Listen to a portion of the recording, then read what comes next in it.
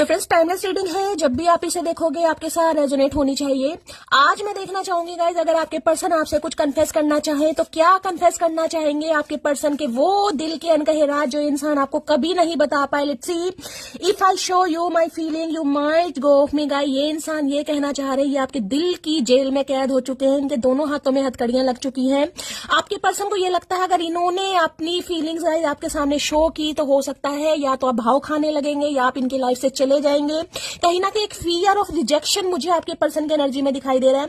I always come back to you because I love you guys. ये इंसान आपसे लड़ाई झगड़ा जरूर करते हैं, लेकिन अगर आप इनसे बात नहीं करते हैं, ये इंसान हमेशा इनिशिएटिव लेना चाहते हैं, हमेशा कहीं ना कहीं आपको मनाने के लिए इंसान प्रयास करना चाहते हैं, लेकिन ईगो कहीं ना कहीं इनके बीच में आ जाती है। I hate all the attention you get. इन्हें लगता है गाइज आप अटेंशन सीकर हैं, आपको अटेंशन बहुत जल्दी मिलती है, आप बहुत प्यारे इंसान है, लोगों का आपको प्यार मिलता है, जिस वजह से मैं कभी कभी आपसे बहुत ज्यादा जेलसी